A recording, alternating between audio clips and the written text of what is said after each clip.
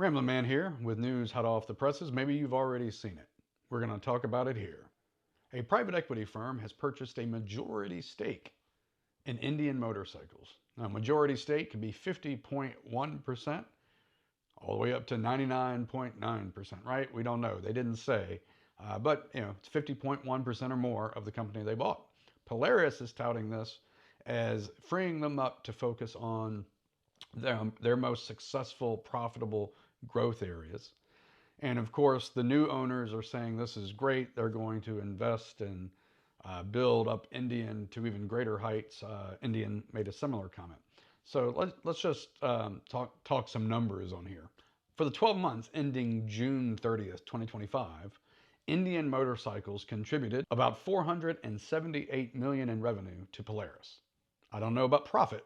That's just the revenue, which makes up about 7% of the overall revenue of Polaris. So a very small part of the operations of Polaris. But you have to give it to Polaris, at least in my opinion, as kind of a newbie to motorcycling. They got me not to buy a Harley when I got into this about 4 years ago. I went Indian. I wasn't into this when the old Indian was around. I'm a newer rider, and they had good bikes, and the quality talk was good online. So you got to give it to Polaris. They reestablished the brand, and it's a pretty good buzz overall about it. Now, as part of this transaction, president of the on-road and international area is retiring when this transaction closes. So that means the new owners basically said, so long, which is what happened. They have their own leader, which is very common when these things happen. The name of the entity is Carolwood LP. That's the private equity firm. Now, I've seen some people make comments about, oh no, they're a private equity firm and they focus on real estate. Why would they buy Indian motorcycles? Well, we all know the joke when Harley riders would point out that Polaris owned Indian. You guys are owned by a snowmobile company. Harley was owned at one point by AMF Bowling. So Indian people would respond back about the bowling ball company. So, I mean, private equity firms buy up assets to diversify. They don't have to just buy things in real estate. If you go to Carolwood's website, do a little research on them, they have like a food and beverage contact. So it looks like in addition to the real estate that they buy, they also buy food and beverage establishments. It didn't look like huge name brands. It looked like some targeted, maybe they're regional sort of food and beverage restaurant things. This is probably just a diversification play. The folks at Carolwood, by the way, in the press releases, I'm just going to read this to you. I've got it. I'm reading it over the camera here. It says, "We're honored to help usher in Indian's next chapter as an independent company and to support its continued growth as a symbol of performance and pride. At Carolwood, we target iconic brands that we can passionately impact. Indian Motorcycle allows us to do just that." So they're invested in the growth. They did mention that. They didn't mention cost cutting. So that's a good thing. Now, I think some people have two impressions. They're kind of related to private equity that I think are mistaken. One is they just buy up companies and make money by closing them. I've never quite understood the economics of spending millions of dollars to buy a company to close it in order to make a profit. That could be true, I guess, if you're like a public company and trading under book value. It basically means you're worth more dead than alive. So you should just start selling off the parts, sell the buildings, sell the assets. It's basically the investor community saying, we don't trust your value and you're trading under your book value. You want to be trading above book value. I don't really think that's the norm for private equity firms to just look at something and say, we're going to close it in order to make money. Now, I think part two of it might be a fair view of private equity, which is we're going to buy an asset and in some cases make the tough decisions that the current leadership either doesn't know to make or they're unwilling to make it. So I think in some cases, private equity firms can come in, slash some costs, take some drastic steps that maybe the current leadership just doesn't have the stomach to make, because often they made the decisions that led to wherever they are, and they're wedded to those ideas. And then they sell the more enhanced entity for a profit. And that's fair. Maybe that is one way to look at the role of what private equity does. But there's also the door number three avenue, which is they want this investment as a diversification to the other things that they're in, and they invest in it to make it even better and then sell it. Now, some of these private equity firms, they usually, often you'll hear the number 3 to 5 years. They want to sell in 3 to 5 years for multiples of the EBITDA of the company. Well, there are more than a couple of ways to enhance EBITDA, but one is to grow the profit.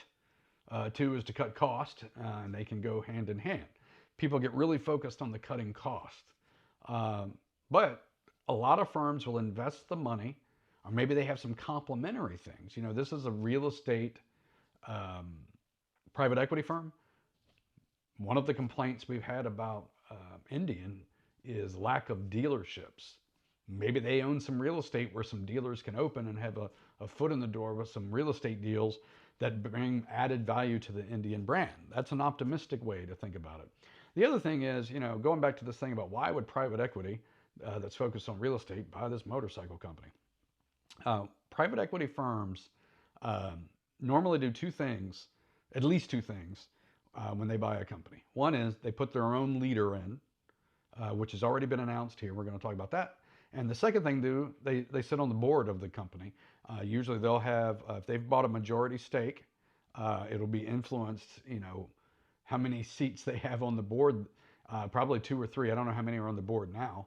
And usually that third pick is going to be somebody from the industry that they've picked. Maybe a former leader with the company, but often it's not because they want those people gone.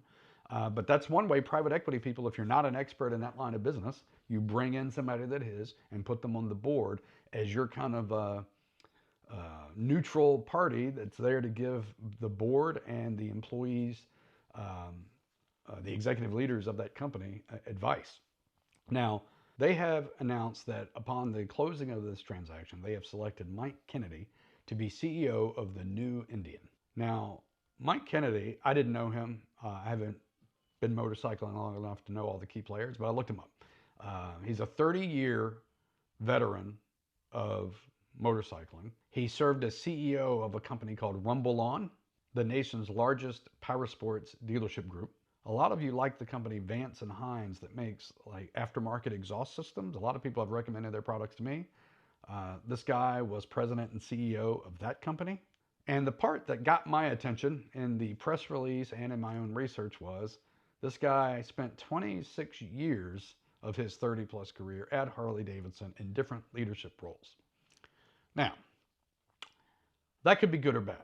I mean, I imagine it's hard if you're hiring executive leaders in the motorcycling world to not hire somebody that's done a stint at Harley-Davidson. But I think Indian owners like their Indians because it's not a Harley. And there's some things we like about Harley that maybe we wish Indian would do, but maybe not much. For example, the dealership network is a big one, but you have to have enough unit sales to support all those dealerships. I don't think Indian has that today. Harley does, and we've got three Harley dealers in my area, in the Richmond area, whereas I've got to go about an hour and a half north to get to the closest Indian dealer, and I don't even like them. So then I'm going to go probably hour, 45 minutes, 2 hours to get to the one I do like, and that's one way. That's something. I noticed when I went into that Harley tour, I put a video of that on here recently. They got a bunch of cool colors on their bikes, right? Indian, not so much, because they have fewer unit sales. I totally get why. Hey, that would be cool, have more colors. But that all is supply and demand. There's got to be enough demand for all these things to justify. And right now, Indian doesn't have that. What's going to happen? Like, what part of this guy's Harley DNA is going to end up with hitting Indian? We're all in this together. Don't know. I don't want to see them start slashing models on the bikes. But that, being honest and transparent could be one thing in my mind, that they are going to cut back on some of these Thunderstroke engines and just go to the Power Plus. That's been kind of one of the rumors. There's been talk they might get rid of the Springfield. I think that's the best looking bike Indian makes. All of this could happen. We have no idea. Imagine this news caught a lot of us off guard, and rightfully so. We should be caught off guard because rumors like this don't tend to be released, right?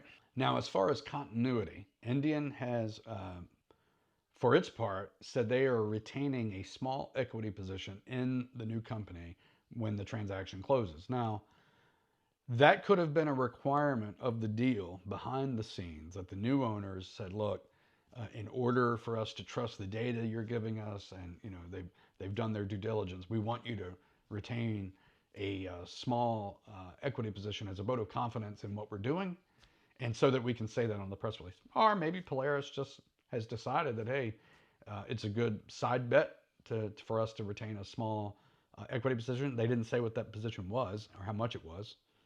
But there's that. They've also said that when the deal closes, about 900 employees will transition over to the new company. That will include engineers, design staff, and others, along with the manufacturing resources. Indian Motorcycle will continue to provide sales, service, and support to the network of dealers, including the warranty. Guess I'm glad I negotiated that extended warranty. We'll see if anything's around it to actually service it in the future. Now, I'm hoping for the optimistic view that this is going to be a good thing, that they are going to invest in the company and add value that way and then spin it off. Some of these private equity firms talk in 3 to 5 year focuses. They want to build something up and get rid of it in 3 to 5 years. Some take a longer play, that they want to hold on to assets for a while and have this revenue stream. Don't think that's probably happening here. I could be wrong. I did Google like the name of that entity with sales and acquisitions, and right now everything's so focused on Indian, that's what was coming up. Some take a longer runway, 7 to 10 years. 3 to 5 years is the quick business plan that you hope is going to work. Sometimes 5 to 10 years becomes more realistic. We have to be realistic that they are buying it as an investment to sell at some point, but that doesn't have to be a bad thing. They could invest and get revenue up in a good way to then spin it out and sell it to some other party. I currently own 2 Indians, both 2022 models, the Springfield and that Roadmaster. I feel like I have a small fortune wrapped up in jackets, t-shirts, and hats and other things with Indian branding on it. I don't want to have to switch brands, and I hope it doesn't go belly up. I don't think that's going to happen, but we're all kind of in this together now, aren't we, to see what happens. The deal's going to close, I think, the first part of next year. What do you think about it? Leave it in the comments. Are you worried about Carolwood buying them? What do you think of private equity? What do you think the new owners should do with the company? What do you think they're going to do with the company? Those might be 2 different things. Leave it in the comments. We'll see where this thing goes, and we'll keep an eye on it. All right. This is Ramblin' Man. I'll see you on the road on my Indian.